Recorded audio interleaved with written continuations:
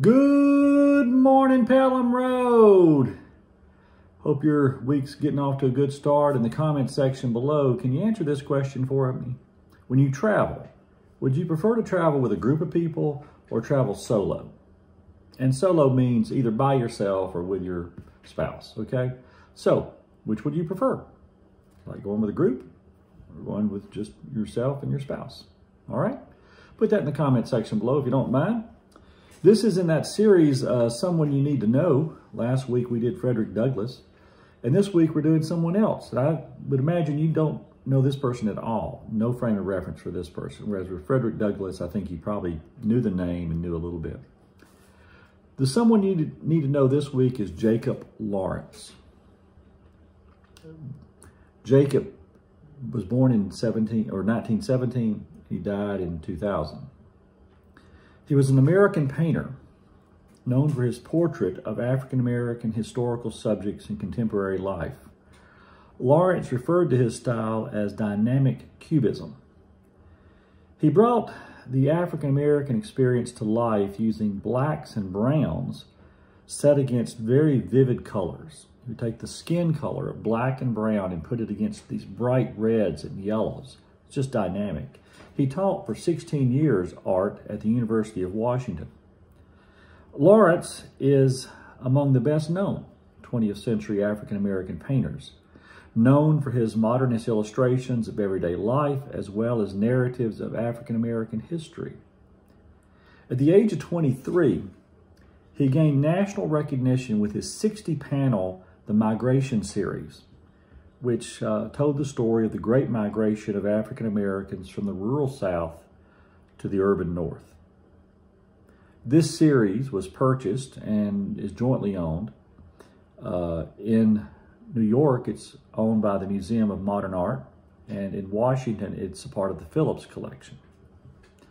Jacob's works are permanent collections at numerous other museums, including the Philadelphia Museum of Art, which I've been to, which is a great museum, the Whitney Museum, the Metropolitan Museum of Art, the Brooklyn Museum, the Renato House Museum of American Art, and the Museum of Northwest Art. And his 1947 painting, called The Builders, actually hangs in the White House. In my limited time today, I desire to introduce you to one of his children's books called Harriet and the Promised Land. It appeared in 1968 and used a series of paintings that told the story of Harriet Tubman.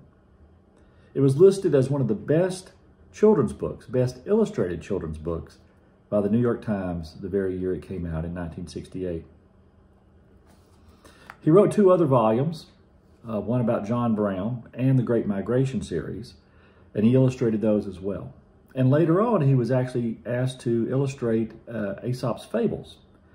And that was published in 1970, and then again reprinted in 1998. But back to Harriet and the Promised Land. Hopefully, your education has included a review of the work of Harriet Tubman. Harriet was born a slave but escaped to Canada and then led 19 missions back to the South to free other slaves. Thus, she earned the reputation, because she was always freeing people, of Moses. Jacob tells her story in these really bright colors. Of course, the original Moses led the Hebrew slaves to the Promised Land on the other side of the Jordan. The new Moses, that became Harriet's nickname, she was leading African slaves to the freedom of Canada. Now, what you're seeing right now is the cover of the book. Now, remember, children's books are for children, not adults. The original cover has this larger-than-life woman who is both inviting and overwhelming. In 1968, this would have been an eye-catching cover.